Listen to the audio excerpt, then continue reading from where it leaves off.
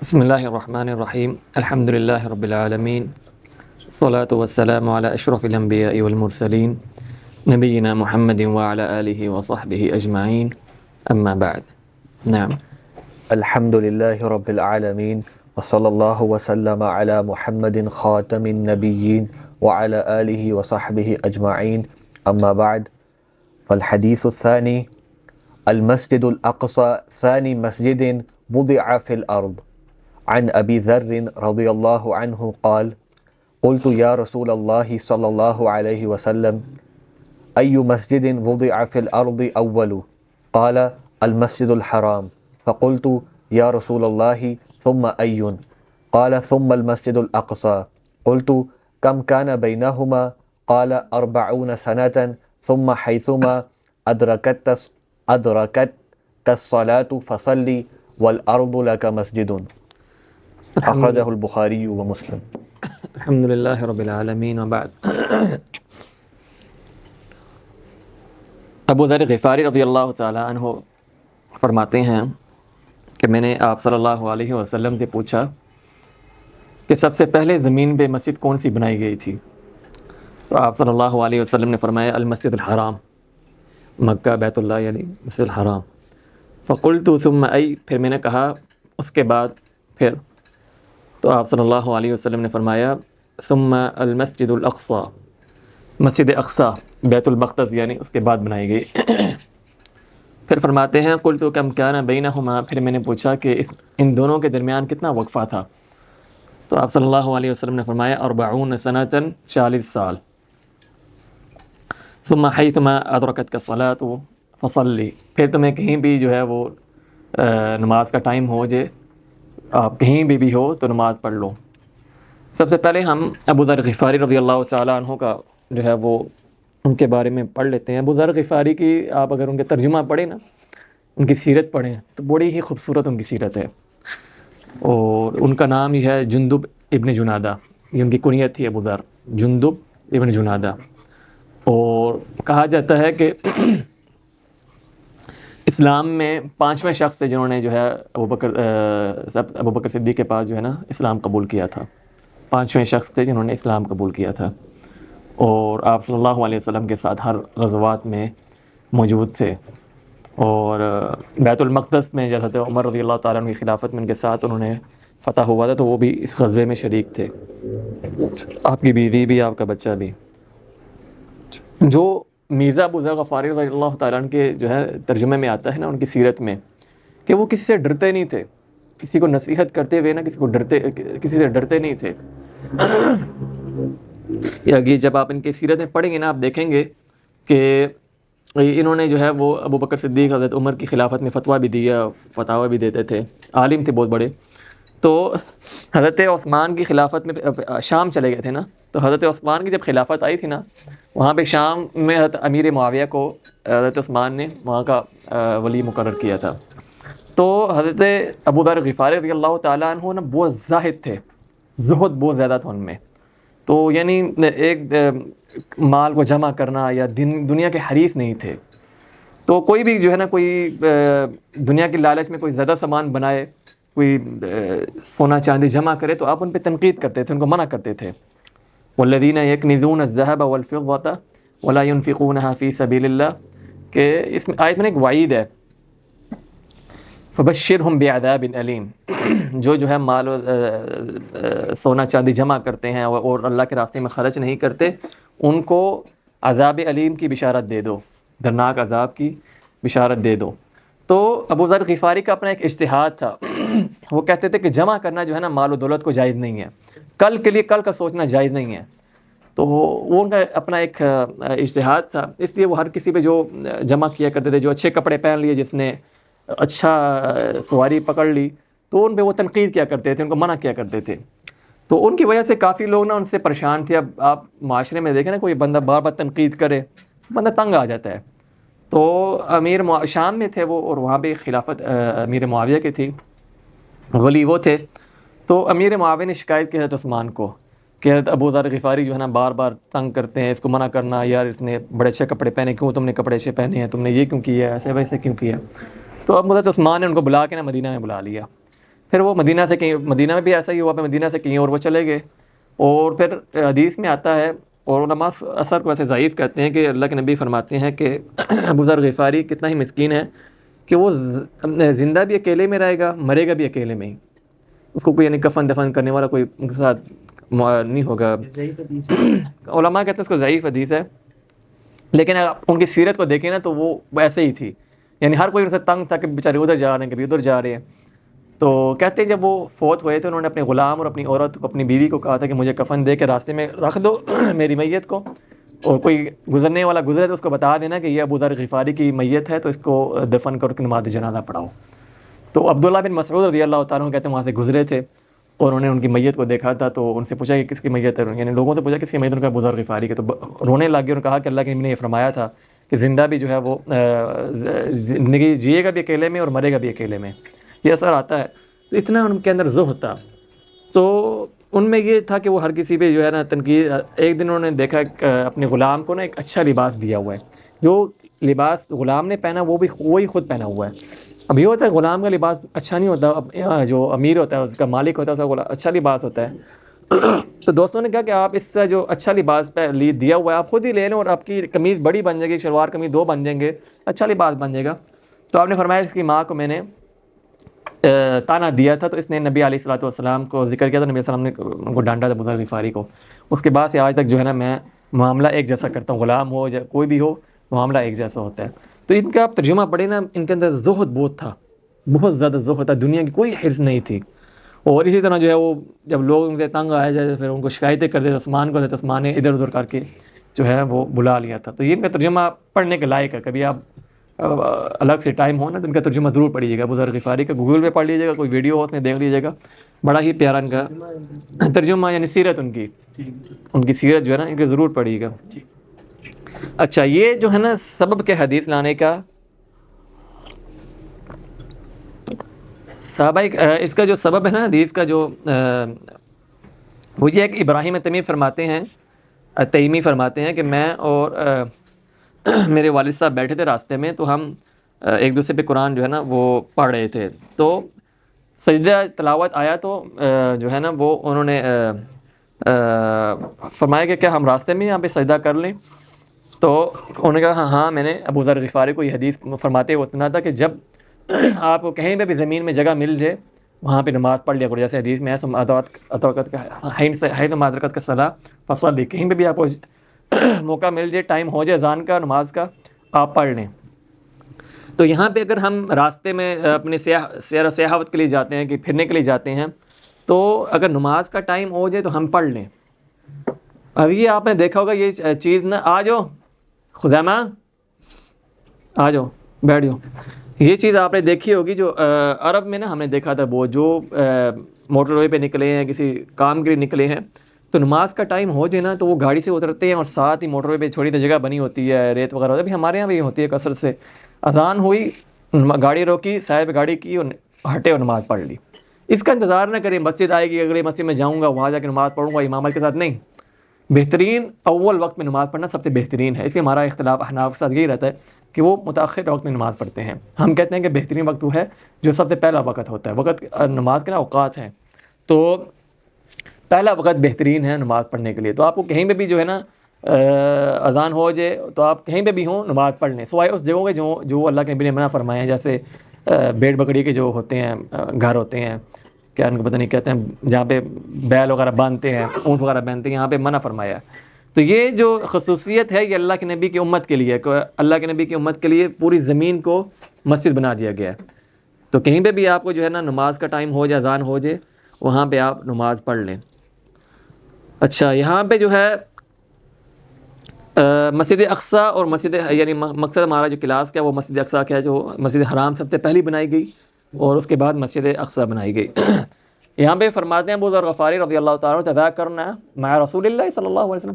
لا یا رسول اللہ ای مسجد وضع، پہلے تذاکرنا فی حدیث آخر، وہ دوسری حدیث میں. اچھا، یہاں پہ آپ صلی اللہ علیہ وسلم سوال کیا گیا کہ سب سے پہلے مسجد جو ہے کون سی بنی. تو اس چیز میں جو وضع ہے نا، یہاں پہ وضع، ایو مسجد وضع، وضع جو ہوتا ہے نا عربی زبان میں استعمال ہوتا ہے یعنی بنیاد رکھنے میں. ایک ہوتا ہے کہ میں نے بنیاد رکھ دی ایک چیز کی, ٹھیک ہے, پھر اس کے بعد ادھر چھوڑ دے یار, بعد میں کر لینا, ادھر آ جاؤ, تمہاری تشویش کے سمجھ جو ہے نا مشکل ہو رہی ہے, ادھر آ جاؤ, سامنے آ جاؤ, سامنے آ جاؤ خزیمہ. وضع جو ہوتا ہے نا وہ ہوتا ہے کہ بنیاد رکھنا کسی چیز میں, ٹھیک ہے. میں نے ایک گھر کا یہ ایک چیز کی بنیاد رکھ دی, جو ہمارے یہاں بنیادیں کہتے ہیں, نیچے زمین کے اندر بنیادیں رکھنا, اور بنا کہتے ہیں پھر اس کے اوپر چیز کو بنا بنانا. تو یہاں پہ سوال ہو رہا ہے کہ سب سے پہلے بنیاد کس نے رکھی ہے, مسجد حرام کی, پھر مسجد اقصیٰ کی. تو جو ہم پڑھتے ہیں کہ حضرت ابراہیم علیہ السلام نے, حضرت اسماعیل علیہ السلام نے مسجد کی جو ہے مسجد حرام کی, کعبہ کی جو ہے بنیاد رکھی, وہ ہے اس کی عمارت کی تعمیر کرنا, یہ وضع بنیاد نہیں ہے. تو بنیاد جو ہے اس میں علماء کا کافی اختلاف ہے, کافی اقوال ہیں اس میں کہ کس نے سب سے پہلے جو ہے وہ مسجد حرام کی اور مسجد اقصیٰ کی جو ہے بنیاد رکھی ہے, یعنی زمین کو کے اندر بنیاد رکھی ہے, اس کی جگہ جو ہے نا مقرر کی ہے. تو کچھ علماء کہتے ہیں آدم علیہ السلام نے, کچھ کہتے ہیں کہ فرشتوں نے کی, جب اللہ تعالیٰ نے فرمایا کہ میں ایک بشر میں سے ایک انسان بنانے والا ہوں, انسان کی مخلوق بنانے والا ہوں, تو فرشتوں نے کہا کہ تم اللہ تم ایسی کیوں مخلوق بناتے ہو جو فساد کرے گی زمین میں. تو انہوں نے جو ہے یہ بنیاد بنائی, کعبہ کی بنائی, وہاں پہ طواف کیا, اللہ کی عبادت کیا تھا کہ جو ہے نا انسانی مخلوق نہ آ سکے, اللہ تعالیٰ آدم علیہ السلام کو پیدا نہ کر سکے. علی کل حال اس میں اختلاف ہے, کچھ کہتے ہیں جو ہے وہ فرشتوں نے کیا, کچھ کہتے ہیں کہ ابراہیم علیہ السلام نے بنائی, کچھ کہتے ہیں کہ آدم علیہ السلام نے بنائی. اور جیسا کہ ابراہیم علیہ السلام کے بارے میں کہتے ہیں کہ ان کی ایک بیوی شام میں تھی نا, ایک بیوی اور بچہ شام میں تھا, اور ایک مکہ میں تھا جو حاجر علیہ السلام ہے, اور اسماعیل علیہ السلام مکہ میں تھے, دوسری بیوی جو تھی وہ شام میں تھی.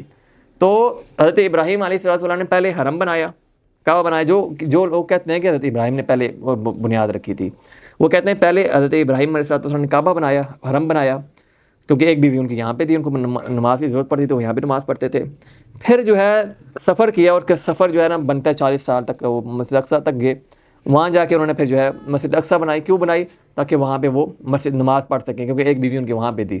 تو علی کل حال اس میں اختلاف کا کوئی فائدہ نہیں ہے, اگر اس میں بحث کرنے کا فائدہ نہیں ہے. جس نے بنائی تو سب سے پہلے مسجد حرام بنی, پھر جو ہے وہ مسجد اقصیٰ بنی. وہ مسجد اقصیٰ سلیمان علیہ السلام نے بعد میں بنائی تھی, تو وہ بھی علماء کہتے ہیں کہ انہوں نے تعمیر کی تھی.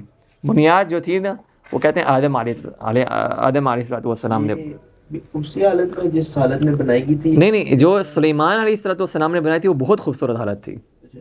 اس کے بعد جو جنگیں ہوئی ہیں, پھر یہ جو عیسائی خبیث تھے نصارہ, ان کی دشمنی ہے یہود کے ساتھ, آپ کو پتہ ہے بڑی سخت جو ہے دشمنی ہے یہود کے ساتھ. یہود کے ساتھ کافی بغض ہے نا. جو نصارہ ہے عیسائی, وہ جیسے کہ آیت لَتَجِدَنَّ أَشَدَّ النَّاسِ عَدَاوَةً لِلَّذِينَ آمَنُوا الْيَهُودَ وَالَّذِينَ أَشْرَكُوا وَلَتَجِدَنَّ أَقْرَبَهُم مَوَدَّةً لِلَّذِينَ آمَنُوا الَّذِينَ قَالُوا إِنَّا نَصَارَى. کہ آپ یعنی صحابہ کرام کو مخاطب کیا جا رہا ہے, اللہ کے نبی کو, کہ آپ جو ہے نا یہود کو بہت زیادہ آپ سے بغض رکھنے والا پائیں گے, بہت زیادہ بغض رکھنے والی قوم پائیں گے مسلمانوں سے, جیسے آج بھی آپ دیکھ لیں. اور جو عیسائی ہیں وہ قریب ہیں مسلمانوں کے, وہ اتنا بغض نہیں رکھتے جتنا بغض جو ہے یہود رکھتے ہیں. لیکن یہود اور عیسائیوں کی بھی جو ہے نا عیسیٰ علیہ السلام اور موسیٰ علیہ السلام کی وجہ سے جو ہے جنگ تھی کافی بنی اسرائیل کی. تو جو قبۃ الصخرہ ہے, جو ہم نے پچھلی کلاس میں بات کی تھی, قبۃ الصخرہ, یہاں پہ جو ہے نا مسجد اقصیٰ پہ یہ ان عیسائیوں کا قبضہ تھا نا پہلے. تو یہاں پہ ایک کچرا جو ہے نا اٹھا کے پھینکا کرتے تھے. حضرت عمر نے جب فتح کیا تو عمر نے اس کی صفائی بھی کی, سب کچھ کیا. تو بات میں کیا کر رہا تھا, اوریجنل حالت. ہاں اوریجنل جو سلیمان علیہ السلام نے بنایا تھا بہت پیاری خوبصورت حالت تھی. اس کے بعد جنگیں جب ہوئی ہیں اور یہ عیسائیوں کے قبضے میں آئی, انہوں نے خراب کیا. اس میں جو کنوز وغیرہ تھے, کوئی کہتے ہیں کہ بڑا قیمتی جو ہے اساس تھا, وہ بھی انہوں نے چوری کیا. تو یہ حروب کی وجہ سے نا بہت وہ اس کی حالت خراب ہو گئی. لیکن ابھی بھی بہت خوبصورت ہے, ابھی بھی بہت خوبصورت ہے, لیکن وہ اس حالت میں نہیں ہے وہ. لیکن جو حرم ہے نا, حرم وہ تو اسی حالت میں, جو حدود ہے مسجد اقصیٰ کی وہ اسی حالت میں ہے. تو اختلاف ہے کہ کس نے جو ہے نا سب سے پہلے مسجد حرام کو بنایا اور مسجد اقصیٰ کو بنایا. اس میں کوئی یعنی آپ یہ یاد رکھ لیں کہ اختلاف ہے. کوئی کہتے ہیں آدم علیہ السلام نے, کچھ کہتے ہیں فرشتوں نے, کچھ کہتے ہیں ابراہیم علیہ السلام. لیکن ابراہیم علیہ السلام نے اور سلیمان علیہ السلام نے, یاد رکھنا, انہوں نے اوپر جو ہے نا ترقی کام کیا, بنیادیں کسی اور نے ڈالی ہوئی تھی پہلے کی. انہوں نے جو ہے ابراہیم اور اسماعیل علیہ السلام نے اس کے اوپر بنیاد رکھی, یعنی اوپر اس کو جو ہے نا بنایا. اور سلیمان علیہ السلام نے بھی اس کی مسجد اقصیٰ کو اوپر بنایا. اور جب حضرت سلیمان علیہ السلام کے پاس طاقت تھی جنوں کی, تو پھر خوبصورتی تو آئے گی نا, جب کس کمال سے انہوں نے بنائی ہوگی. جب ان کے پاس ہر چیز کی طاقت تھی، ہر جنوں کی طاقت، ہر کسی کی طاقت. اپنے نقشے میں دکھاتے ہیں یہود لوگ یہ اس کی حضرت سلیمان علیہ السلام کی بنائی ہوئی، کیا وہی ہے؟ نہیں وہ پرانی، وہ ان کے پاس کدھر نقشہ آیا، وہ اس وقت کدھر نقشہ آئے گا. فیوچر کا بتاتے ہیں یہ گرا کے ہم ایسی وہ ہیکل سلیمانی جو کہتے ہیں، جی جی وہ اسی کو جو ہے نا ہیکل سلیمانی کہتے ہیں، اللہ جانتا ہے. لیکن اس میں یہود جو ہے نا وہ کہتے ہیں کہ ہماری یہ مسجد ہے، ان کی کوئی چیز سمجھ نہیں آتی ہے کہ ہے نا اس میں کیا کیا اندر پڑا ہوا ہے. کوئی کہتے ہیں اس میں تابوت پڑا ہوا ہے، بڑا قیمتی، ان کے پاس تابوت ہے اندر. وہ کہتے ہیں بڑا قیمتی تابوت ہے ہمارا، لیکن پتہ نہیں کسی نے چوری کر لیا، کیا کیا. وہ جب عیسائیوں کے قبضے میں رہے تھے تو دمار تو ہوا تھا کافی زیادہ. اچھا اس کے بعد جو ہے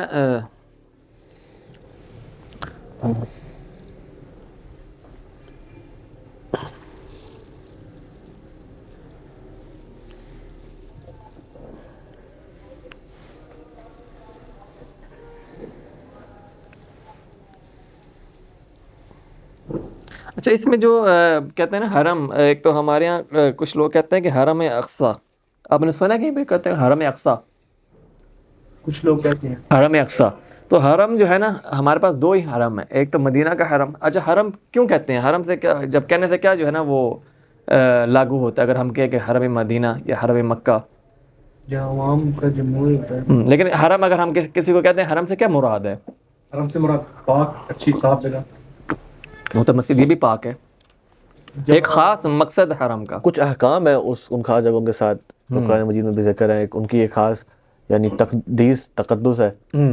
خوش احکام ہے کچھ خاص حرم کے، جس طرح حرم میں آپ وہ نہیں کر سکتے، شکار نہیں کر سکتے، حرم میں کوئی درخت نہیں کاٹ سکتے. نبی میں بھی یہی حرم. لیکن ہاں، لیکن حرم آپ نے حدود کرنی ہے نا. مسجد مدینہ کے حدود کیا ہے؟ وہ جو آپ نے دیکھی ہوگی جالی ہے، وہ ساری مدینہ کی حدود ہے. مکہ کی حدود اگر آپ عمرہ کرنے جاتے ہیں تو یہ مکہ کی حدود ہے، ادھر لکھا ہوتا ہے حدود حرم. جب عمرہ کرنے جائیں نا وہاں پہ لکھا ہوتا ہے ام القریٰ یونیورسٹی کے پاس ایک حدود ہے، اسی طرح مسجد عائشہ کے پاس ایک حدود ہے. یہ حدود ہے حرم کی. تو اس میں آپ شکار نہیں کر سکتے، اس میں آپ جو ہے وہ درخت نہیں کاٹ سکتے. اس میں حدود ہوتے ہیں. اس میں جو ہے گناہ جو ہے وہ زیادہ سخت بن جاتا ہے. کوئی گناہ کرے عام جگہوں سے، نیکی کرے تو وہ زیادہ نیکی بن جاتی ہے. لیکن جو اقصی ہے نا یہ حرم نہیں ہے، ٹھیک ہے، یہ حرم نہیں ہے. حرم جو ہے نا، جو احکام مدینہ منورہ کے ہیں اور مکہ مکرمہ کے ہیں وہ احکام اقصی کے نہیں ہیں. جیسے وہاں پہ آپ یہ شکار نہ کر سکیں، ایسی نہ کر سکیں، تو یہ احکام جو ہے نا وہ حرم اقصی نہیں ہے. ہم جو ہے نا عام وطن لوگ جو ہے غلط سمجھتے ہیں کہ حرم مقصد اقصی بھی حرم ہے، وہ حرم نہیں ہے. دوسرا جو اس کا جو ہے حدود جو ہے نا مسجد اقصی کی حدود کیا ہے، یہ اس کے پتہ ہے آپ کو؟ ہاں شیخ طلحہ، حدود آپ نے اگر تصویر میں دیکھا ہو ایک باؤنڈری سی لگی ہے، یہ ساری حدود ہے اقصی کی، مسجد اقصی کی، بیت المقدس کی یہ حدود ہے. تو یہ حدود ہے مسجد اقصی کی، ٹھیک ہے. یہ آپ کو پتہ ہونا چاہیے نا کہ جو ہے وہ. اچھا اس حدیث کے فوائد میں سے جو ہے نا سب سے پہلے ایک بہت اہم فائدہ ہے نبی علیہ الصلوۃ والسلام کی ذات سے. آپ دوبارہ حدیث پڑھنا.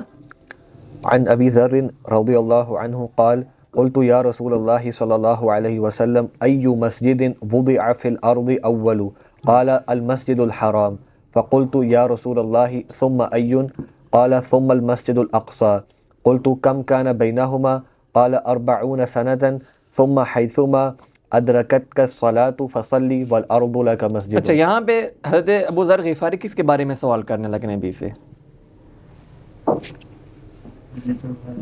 کہ مسجد حرام سب سے پہلے کون سی مسجد بنائی گئی، ٹھیک ہے، مسجد حرام، اس کے بعد جو ہے کون سی بنائی گئی. بالکل ایسے ہی. اور پھر یہاں پہ اللہ کے نبی فرما رہے ہیں پھر تمہیں کہیں بھی اگر نماز کا ٹائم ہو جائے تو نماز پڑھ لو. یہ کیوں اللہ کے نبی فرما رہے ہیں؟ موضوع ہی نہیں ہے. موضوع تو حضرت ابو ذر غفاری یہ پوچھ رہے ہیں نا کہ سب سے پہلے مسجد کون سی بنائی گئی، پھر کون سی بنائی گئی، ان کے درمیان کتنا فاصلہ تھا. اللہ کے نبی نے جواب دے دیا. پھر اللہ کے نبی کیوں جواب دے رہے ہیں؟ پھر تمہیں کہیں پہ بھی جو ہے نا نماز اگر اذان ہو جائے، نماز کا ٹائم ہو جائے، نماز پڑھ لو. نماز کی اہمیت بھی ہے، ٹھیک ہے. یہ سوال امپورٹنٹ نہیں ہے کہ کون سی بنی ہے، تاریخی طور پر امپورٹنٹ ہے، یعنی اس کی اہمیت اجاگر کرنے کے لیے. یعنی ابو ذر غفاری کو ایک شوق تھا پوچھنے کا تاریخ کے حوالے سے بھی. پھر جو ہے نماز پڑھنے والے سے آپ کہیں پہ بھی نماز پڑھ سکتے ہیں، لازمی نہیں کہ ان دو مسجد میں نہیں، مقصد یہ کہ سوال جو ہے نا مسجد اقصیٰ کا مسجد بنانے کا ہو رہا ہے کہ سب سے پہلے مسجد کون سی بنائی گئی؟ تاکہ لوگ گمراہی میں نہ پڑیں کہ صرف یہ دو مسجدیں افضلیت ہے ادھر، مطلب کہ نہیں اب آپ کو کہیں بھی جگہ ملے نماز کرنے، دوبارہ تاکہ لوگ گمراہی میں نہ پڑ جائیں کہ دو جگہ جو ہے یہی افضلیت ہے، بس یہ اور افضلیت نہیں ہے اور وہ ہاں، یہ اس میں تھوڑا سا ہے، یہ اللہ کے نبی کی فقاہت تھی، یہ ان کا جو نا تربیت کا لیول تھا کہ آپ کو ایک سوال تو دے دیا، بتا دیا کہ مسجد کیوں سب سے پہلے کون سی بنائی گئی، ٹھیک ہے، اور مسجد کا مقصد کیا ہوتا ہے؟ نماز پڑھنا، ٹھیک ہے۔ اب ایک حکم بھی ساتھ ہی بتا دی ہے کہ تمہیں کہیں پہ بھی جو ہے نا نماز کا ٹائم مل جائے تو نماز پڑھ لو، حکم مسجد کے ساتھ، مسجد میں جو ہے نماز پڑھی جاتی ہے۔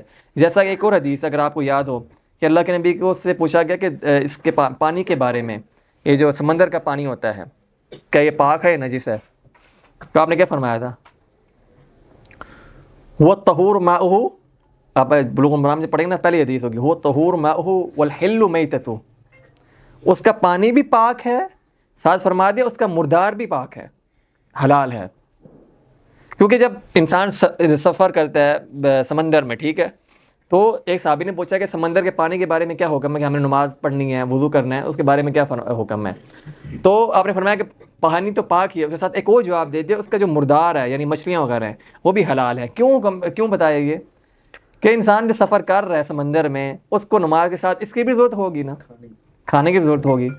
تو یہ اللہ کے نبی کی فقاہت تھی، علم تھا کہ ایک حکم جب بیان کر دیا، صرف اس پہ اکتفا نہیں کیا، اگر اس کے اگلا بھی فائدہ ہے اس بندے کے لیے، جب وہ سفر کرے گا نماز کے ساتھ اس کو کھانے کی ضرورت پڑے گی، کر لیں کل کا، تو اس کو کھانے کی ضرورت بھی پڑے گی، تو اس لیے آپ نے اس کے ساتھ ایک اور حکم بتا دیا کہ اس کا مردار بھی حلال ہے۔ تو اس اجازت چاہتا ہوں، مہمان کھڑے ہوئے میں نے ان کو، کوئی بات نہیں، بارک اللہ، اگلے کلاس میں انشاءاللہ پھر میں ذرا فری ہوں، کافی دیر سے ٹھیک ہے، کوئی بات نہیں، مہمانوں کو بھی اندر ہی لے آتے آپ، چائے پانی پلائے تھے ان کو۔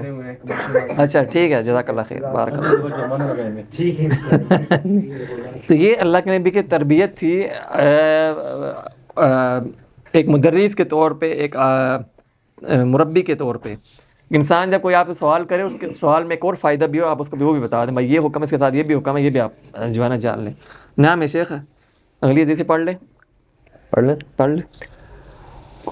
الحديث الثالث فضل الصلاة في المسجد الأقصى عن أبي ذر رضي الله عنه قال تذاكرنا ونحن عند رسول الله صلى الله عليه وسلم أيهما أفضل مسجد رسول الله أو مسجد بيت المقدس فقال رسول الله صلى الله عليه وسلم صلاة في مسجدي هذا أفضل من 4 صلوات فيه ولنعم المصلى ولا يوشكن أن يكون للرجل مثل شطن فرسه من الأرض حيث يرى منه بيت المقدس خير له من الدنيا جميعا أو قال خير من الدنيا وما فيها۔ ابو ذر غفاری رضی اللہ تعالیٰ عنہ سے یہ بھی حدیث مروی ہے کہ کہتے ہیں کہ تذا کرنا عند رسول اللہ صلی اللہ علیہ وسلم، ہم آپس میں بات چیت کر رہے تھے آپ صلی اللہ علیہ وسلم کے پاس، کس موضوع پہ؟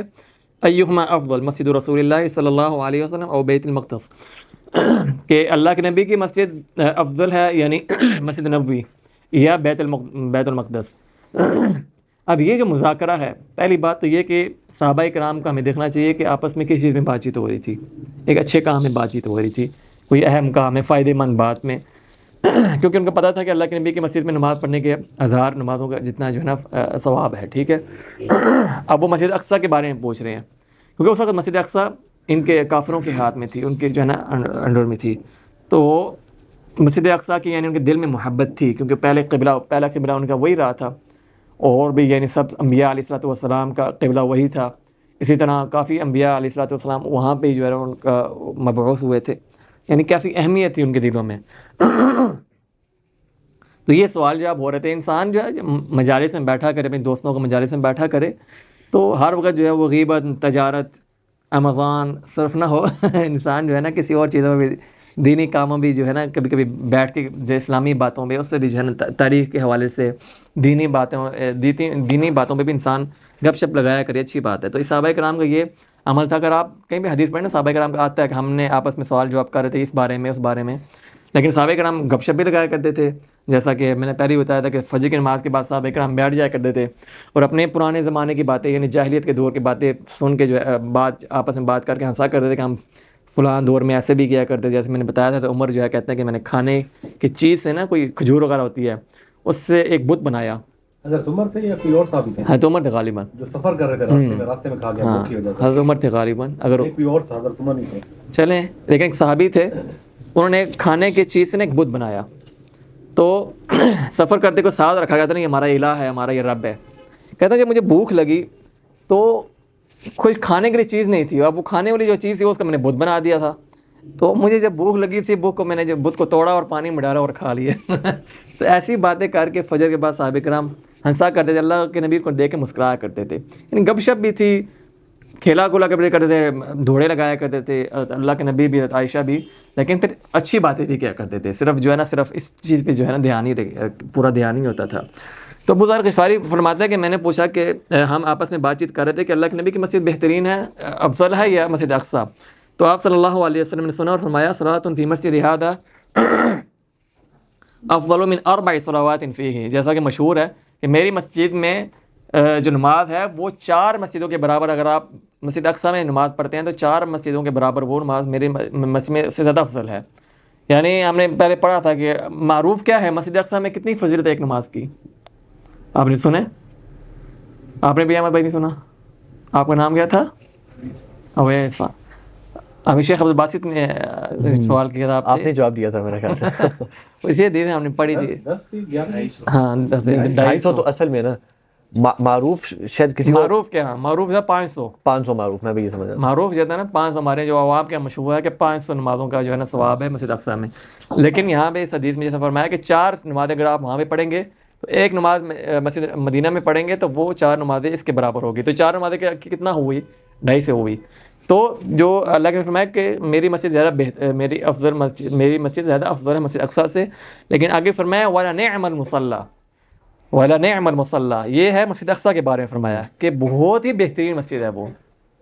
یعنی ایک طرف یہ بھی فرما دے کہ میری مسجد بہترین ہے، میری مسجد بہترین ہے، ایک طرف فرما دیا، لیکن دوسری طرف یہ نہیں کہ آپ اس کی اہمیت کو جو ہے نا چھوڑ دیں. ساتھ ہی فرمایا وَلَا نِعْمَ الْمُصَلَّى، کتنی پیاری ہی مسجد ہے وہ، کتنی اچھی ہی مسجد ہے وہ.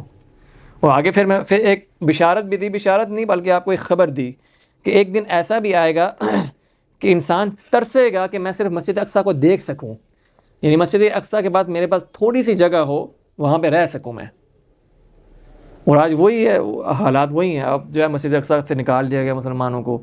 ابھی تو لڑائی ہو رہی ہے، الگ بات ہے، لیکن پہلے آپ نے دیکھا ہوگا انہوں نے بارڈر بنا دیے تھے، صرف خبیث یہودی جایا کرتے تھے اور مسلمانوں کی اجازت نہیں تھی جانے کی. اب جو دور بیٹھے ہیں ہم جیسے لوگ ترستے ہیں ہم وہاں پہ ہمیں ایک تھوڑی سی جگہ مل جائے. تو ان خبیثوں نے وہاں پہ جو ہے نا جگہ بھی بہت مہنگی کر دی ہیں. ان کے ہاتھ میں یہ سارا کچھ. انہوں نے جو ہے نا، اگر آپ تاریخ پڑھیں، خبریں پڑھیں، تو انہوں نے وہاں پہ جو جس طرح ہمارے ہاں ہوتے ہیں 5-5 مرلے کے 4-4 مرلے کے مکان، انہوں نے حد سے زیادہ بڑھا دی ان کی قیمتیں. اور ان پہ جو ہے وہ ضرائب، یعنی اس پہ ٹیکس حد سے زیادہ اس پہ ٹیکس چیزوں پہ لگا دی ہیں. وہاں پہ انسان کا جینا ہی مشکل ہو گیا ہے. تو یہ فضیلت اللہ کے نبی فرما رہے ہیں کہ ایک دن آئے گا کہ انسان جو ہے نا وہ تمنا کرے گا کہ میرے پاس جو ہے نا مسجد اقصیٰ کے پاس تھوڑی سی جگہ ہو، صرف مسجد اقصیٰ کو دیکھ سکوں. دیکھنے کا فرمایا شیخ، رہنے یا نماز پڑھنے کا نہیں، صرف دیکھنے کا فرمایا. اب وہی حالات ہے، اللہ معاف کرے.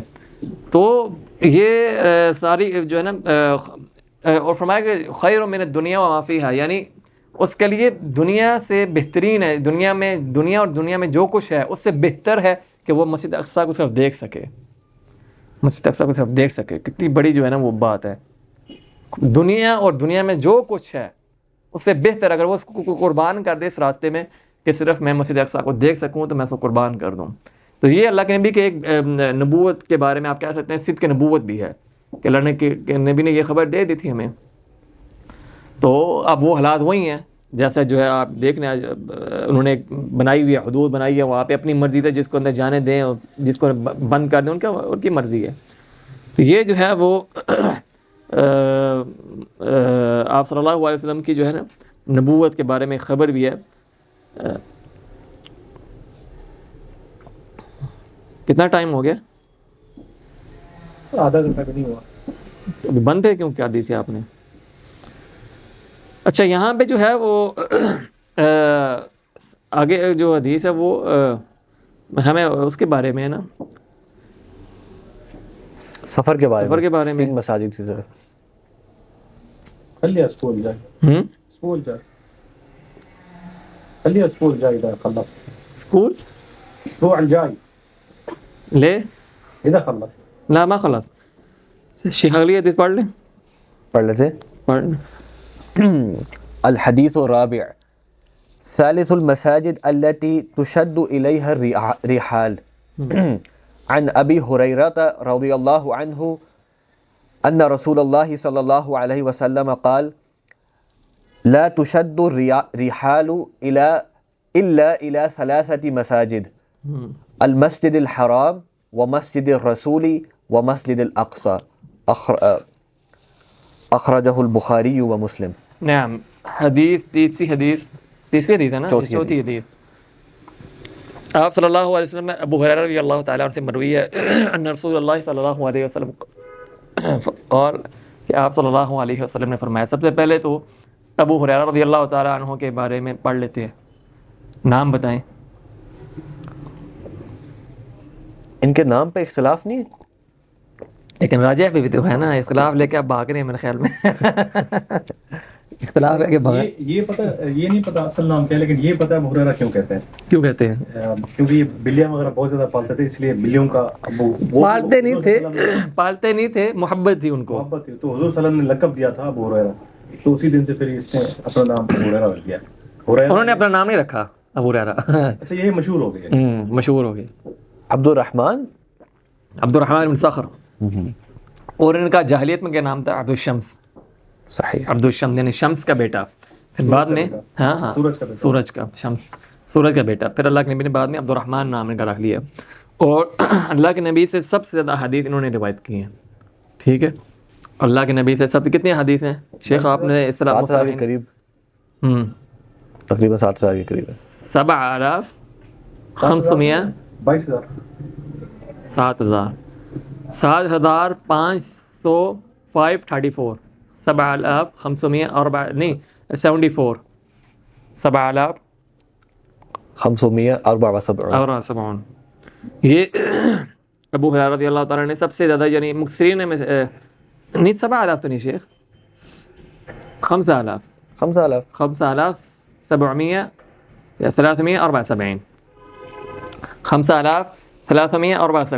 5,374 5,374. ٹھیک ہے, 5,374. مجھے عربی میں یاد ہے, اردو میں جو ہے نا بھول جاتا. تو یہ سب سے زیادہ حدیث مکثرین صحابہ جو ہے نا 7 صحابہ کرام ہیں. ٹھیک ہے, جنہوں نے اللہ کے نبی سے کتنی حدود کیا ہے, مکثرین صحابہ کیا حد ہے جو کہ آپ مکثرین صحابہ کہتے ہیں نا, انہوں نے اللہ کے نبی سے کثرت سے حدیث روایت کی ہیں. 7 یعنی 7 صحابہ, 7 ان کی تعداد 7 ہے. جی. تو ان کی ایک یعنی آپ کیا کہہ سکتے ہیں کہ یہ مکثرین میں صحابہ ہے. جب 1000 سے زیادہ حدیث روایت کی ہو نا, تو آپ اس کو مکثرین میں یعنی کثرت سے روایت کرنے والے صحابہ کرام. جب ایک صحابی نے 1000 سے زیادہ روایت کی ہوں, سب سے پہلے ابو ہریرہ رضی اللہ تعالیٰ عنہ ہیں, اس کے بعد ابن عمر, پھر حضرت امیر معاویہ, انس بن مالک بھی آئیں گے, انس بن مالک بھی ہیں, حضرت عائشہ, ابو سعید خدری, اور حضرت عمر نہیں, حضرت بکر. یہ خلیفہ تھے حضرت عمر بھی, لیکن جو ہے نا مکثرین میں سے نہیں. حضرت عائشہ تھی, عبداللہ بن عباس ہیں غالباً, اما عائشہ ہیں, اور ابو ہریرہ رضی اللہ تعالیٰ عنہ ہیں. انس بن مالک ہیں جو کہ خادم تھے, کیونکہ خادم ہونے سے زیادہ. لیکن ابو ہریرہ رضی اللہ تعالیٰ عنہ نے یعنی بہتان جو ہے نا, حناف جو ہے نا, اللہ معاف کرے, یہ بہتان مانتے ہیں ابو ہریرہ رضی اللہ تعالیٰ. آپ جو ہے نا خاص طور سنیں, یہ کہتے ہیں کہ ابن عمر اور ابو ہریرہ رضی اللہ تعالیٰ عنہ نا یہ مجتہد نہیں تھے. مجتہد کس کو کہتے ہیں؟ اجتہاد کر سکتا جو اجتہاد کر سکتا ہو, فتویٰ دے سکتا ہو. تو کہتے ہیں کہ یہ جو ہے نا ابو ہریرہ رضی اللہ تعالیٰ عنہ, جب ان کو کوئی احکام حدیث سناؤ نا ابو ہریرہ کی, یہ ان کو نہیں پتا تھا, یہ مجتہد نہیں تھے, انہوں نے پتہ نہیں کیا. اور جو بہتان والے ہوتے ہیں تو وہ خبیث وہ اوپر اس لیول سے بھی اوپر چلے جاتے ہیں کہ کہتے ہیں انہوں نے کتنی حدیث جو ہے نا اپنے آپ سے جو ہے نا روایت کی ہیں. میں نے غالباً ایک قصہ سنا تھا, جو ابو ہریرہ رضی اللہ تعالیٰ عنہ ایک شخص بہتان باندھ رہا تھا, تو وہ کسی گھر میں بیٹھا ہوا تھا. وہ کہتا ہے ابو ہریرہ نے پتہ کہاں سے اتنی حدیثیں, غالباً یہ بہتان تھا. تو ابو ہریرہ نے کہاں سے اتنی حدیثیں روایت کی, اپنے آپ سے جو ہے نا یہ سناتا رہتا ہے اور اس کو کچھ پتہ نہیں ہے. تو اس چھت سے شام اس کے بندے کے اوپر گر گیا تھا. تو لوگوں نے پھر سمجھایا تھا بعض آ جا ورنہ بھی ٹائم ہے تیرے پاس. تو اللہ کے نبی نے اصل میں ابو ہریرہ کو دعا دی تھی, ٹھیک ہے. اللہ کے نبی نے ابو ہریرہ رضی اللہ تعالیٰ عنہ دعا کی تھی کہ اللہ, وہ انہوں نے کہا تھا کہ اللہ کی مجھے حدیثیں بھول جاتی ہیں, میرا ذہن کمزور ہے, جو آپ بیان کرتے ہیں مجھے بھول جاتی ہے. تو اللہ کی دعا کی تھی کہ اللہ کے, تو اس کی وجہ سے جو ہے جو بھی ابو ہریرہ کے سامنے حدیث اللہ کے بیان کرتے تھے یا کوئی حکم فرمان بیان کرتے تھے وہ ان کو یاد ہو جاتا تھا. دعا میں یہ وہی واقعہ وہ چادر والا, چادر بھی لپیٹو اور یہ وہی ہے نا. ہاں, تو ان کو اللہ کے نے دعا دی تھی جس کی وجہ سے اللہ ان کو کوئی چیز بھولتی نہیں تھی ابو ہریرہ رضی اللہ تعالیٰ عنہ کو. وہ کہتے تھے کہ لوگ مجھے کہتے ہیں کہ میں کثرت سے حدیث سناتا ہوں, آپ نہ سنایا کریں. وہ فرماتے تھے مجھے اللہ کے نبی نے یہ دعا دی تھی. اور ان کا واقعہ ان کی والدہ کے ساتھ بہت اچھا ہے کہ یہ اللہ کے نبی کے پاس بار بار جایا کرتے تھے کہ میری والدہ کافر تھی نا اس وقت, میری والدہ کے لیے دعا کیجیے. تو ابو ہریرہ رضی اللہ تعالیٰ عنہ کی والدہ کے لیے اللہ کے نبی نے دعا کی تھی اور فرمایا وہ دعا اللہ کے نبی کر رہے تھے اور ابو ہریرہ نے وہاں سے دوڑ لگا دی گھر کی طرف کہ میں دیکھتا ہوں کہ اللہ کے نبی کی دعا جو ہے نا قبول ہو کے رہے گی. تو جب وہ گھر پہنچے تو دروازہ کھٹکھٹایا تو ان کی والدہ کہنے لگی کہ صبر کرو میں غسل کر رہی ہوں. غسل کیوں کرتے ہیں؟ جب مسلمان ہوتے ہیں. تو وہ غسل مسلمان ہونے کا کر رہی تھی. عیسائی نہیں کرتے نا غسل, عیسائی غسل نہیں کرتے نا. کیوں؟ ویسے پوچھ رہا ہوں. آپ عیسائیوں سے پوچھیں, مجھے کیا پتہ وہ گندے ہوں گے تو غسل نہیں کرتے ہوں گے. یہ ہے کہ سب سے جو زیادہ پاکیزہ دین ہے وہ مسلمانوں کا ہی ہے. وہ کہتے ہیں نا کہ کچھ مجھے بتا رہے تھے دوست کے یہ جو ملحد ہوتے ہیں یا جو نماز نہیں پڑھتے یا وضو نہیں کرتے, یہ ڈاکٹر ان کو نا کہتے ہیں کہ اپنے کان میں جو میل وغیرہ نکلواتے ہیں, ڈاکٹرز کے پاس جا کے میل نکالتے ہیں یا کان کا مسئلہ بتاتے ہیں, ناک کا مسئلہ. تو کہتے ہیں ایک, ہاں مجھے یاد ہے کہ ایک مسلمان ایک ڈاکٹر کے پاس گیا, اس نے کہا کہ مجھے جو ہے پتہ نہیں کان یا ناک کا کوئی مسئلہ ہے. تو اس نے کہا کہ آپ وضو نہیں کرتے ہو, آپ مسلمان اور پہلے سے کہا ہاں مسلمان ہو, اگر وضو نہیں کرتے تو نماز نہیں پڑھتا. تو اس نے کہا, ڈاکٹر نے کہا اسی وجہ سے جو ہے نا آپ کا یہ مسئلہ بنا ہوا. میرے پاس آج تک کوئی مسلمان نہیں آیا جو نماز پڑھتا ہو, وضو کرتا ہو اور کا یہ مسئلہ ہو. تو یہ صرف وضو نہیں ہے, وضو میں جو ہے نا طبی فوائد بہت ہیں. یہ اللہ کی حکمت ہے جو ہمیں نہیں پتہ. نماز کا آپ دیکھ لیں, آپ جو ڈاکٹر کہتے ہیں یوگا کرو, اس طرح کا یوگا کرو, اس طرح کا یوگا کرو, تو ہم 5 مرتبہ دن میں کرتے ہیں. وہ کیفیت ہی نماز والے بتاتے ہیں کہ رکوع کیسے کرنا ہے. اب رکوع والے یوگا کے دیکھنے ہوں گے آپ نے, ورزش کرتے ہیں رکوع میں, سجدے والی کیفیت کرواتے ہیں. ہم تو وہ جو ہے الحمدللہ نماز پڑھ کے اپنی پوری ریاضت پوری کر لیتے ہیں, یوگا پورا کر لیتے ہیں. تو ساری چیزوں میں اس میں اللہ تعالیٰ کی حکمت ہی ہوتی ہے. خیر, حدیث کیا تھی؟ ابو ہریرہ رضی اللہ تعالیٰ عنہ فرماتے ہیں, عبد الرحمن بن صخر نام ہے, آپ نے یاد کرنا, ٹھیک ہے نا, بھولنا نہیں ہے. پھر شیخ عبد الباسط آتے ہیں, وہ سوال کرتے ہیں, 200 روپے ملتے ہیں ان کے پاس سے, تیار ہیں. تو فرماتے ہیں کہ ان رسول اللہ صلی اللہ علیہ وسلم قال, کہ آپ صلی اللہ علیہ وسلم نے فرمایا, لا تشد الرحال الا الى 3 مساجد, کہ 3 مسجدوں کے علاوہ کسی اور جگہ پہ سفر کرنا جائز نہیں ہے. رحال کہتے ہیں جو اونٹ کے اوپر رکھی جاتی ہے نا چیز کو, اس کو رحل کہتے ہیں, ٹھیک ہے. تو اونٹ سے جو سرج ہوتا ہے نا, سرج سین راج جیم, وہ ہوتا ہے جو گھوڑے کے اوپر رکھا جائے. تو مطلب یہ ہوا یہ کنیہ اس کو کہتے ہیں کہ یعنی یہ مجھے نام بول گیا, تو یعنی ایک سفر کی نا کنی, نہیں سفر کو اردو میں کہتے ہیں. یعنی آپ میں نے رحال کیوں کہا, رحال تو اس کے اوپر رکھا جاتا ہے نا, لیکن اس سے مراد سفر ہے. یعنی اس کے اوپر رحال کہتے ہیں جو اونٹ کے اوپر رکھا جائے, لا تشد الرحال الا الى 3 مساجد. تو مراد یہ ہے کہ سفر نہ کیا جائے, صرف ان 3 مسجدوں کے علاوہ کی اور جگہ پہ سفر نہ کیا جائے, جائز نہیں ہے. سفر یعنی عبادت کے نیت سے, سفر عبادت کے نیت سے. لیکن اگر انسان کوئی سفر کرتا ہے کسی بھائی سے ملنے کے لیے, تو وہ بھی کیا سفر جو ہے جائز نہیں ہوگا؟ تو جائز ہوگا, لیکن اللہ نے فرمایا کہ جائز نہیں ہے. آپ نے بتا دیا نا عبادت کے لیے, یہاں پر مقصود یہ ہے. لیکن کسی عالم کے پاس جانا یہ عبادت ہی ہے نا. کسی عالم کے پاس علم سیکھنے جائیں گے, نیت وہ تو سفر آپ کا تعبدی ہوگا نا, آپ کو سفر کا جو ہے وہ ہوگا, کیونکہ موضوع کے بارے میں ہے, کسی جگہ کے پاس جانے کے لیے. ورنہ عالم کے لیے کسی دوست کی عافیت پوچھنے کے لیے, اس کا حال پوچھنے کے جائز ہے, کیونکہ یہ صلہ رحیم میں سے ہے. جیسا کہ ابو ایوب الانصاری رضی اللہ تعالیٰ عنہ صحابی تھے جو جابر رضی اللہ تعالیٰ عنہ مدینہ سے سفر کر کے گئے تھے عبداللہ ابن انیس کے پاس شام میں. مدینہ شام کتنا سفر ہے اس, اگر یہ یعنی اونٹ کے اوپر کتنا سفر ہے مدینہ سے شام تک؟ مہینے کا سفر ہے, اس وقت کا مہینے کا سفر ہے. صرف ایک حدیث لینے کے لیے جابر بن عبداللہ, یہ بھی مکثر من حدیث ہے, یاد آیا, میں بھی یہی سوچا, جابر بن عبداللہ بھی مکثر من حدیث. ہاں, تو وہ ایک حدیث کے لیے مدینہ سے گئے عبداللہ بن انیس کے پاس شام، پورا مہینے کا سفر کر کے حدیث سنی، کیونکہ وہ حدیث کسی اور کے پاس نہیں تھی، وہ حدیث کسی اور کے پاس نہیں تھی، اس لیے وہ سفر اتنا لمبا سفر کرنا پڑا۔ وہ حدیث سنی اور اسی وقت حدیث سن کے دوبارہ اپنے جانور سے بیٹھے، اپنی سواری والی بیٹھے اور مدینہ کی طرف واپس۔ کوئی اور نیت نہیں یار چلو آیا ہوں، اتنا دور آیا ہوں، کوئی بیٹھ جاؤں آرام کر لوں، کوئی تجارت کر لوں، یہ وہ نہیں، کچھ نہیں۔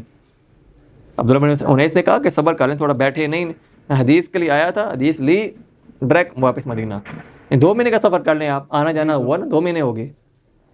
تو یہ صرف حدیث اللہ کے نبی حدیث کے لیے ایسے انہوں نے حدیث دی، اور ایسے ہم بھی آرام سے لیپ ٹاپ پہ پیڈ پہ جو ہے نا لے کے پڑھ رہے ہیں، سنا رہے ہیں، اور کوئی ہمیں اہمیت کا پتہ ہی نہیں ہے۔ ایسی حدیثیں میرے تک پہنچی ہیں، شیخ ایسی حدیثیں پہنچی ہیں، ہمیں کوئی اہمیت نہیں، اللہ المستعان۔ تو ان 3 مساجد کے علاوہ یعنی اللہ کے نبی کا جب قبر ہے، کیا اس کے لیے سفر جائز ہے؟ اس کے لیے اللہ کے نبی کی قبر کی زیارت کے لیے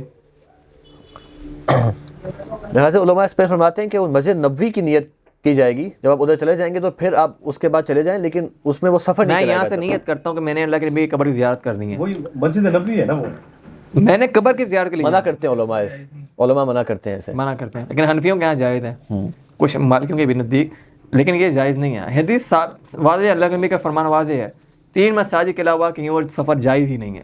اچھا یہ قبر لیکن جب آپ مسجد نہیں ہے نا، ہاں قبر مسجد نبوی کے اندر نہیں ہے نا، اندر ہے، مسجد نبوی کے اندر ہے، لیکن یہ جب بنا رہا تھا بنا رہے تھے عبدالملک بن مروان، تو کافی صحابہ کافی تابعین نے محدثین نے اعتراض کیا تھا، لیکن انہوں نے نہیں سنی۔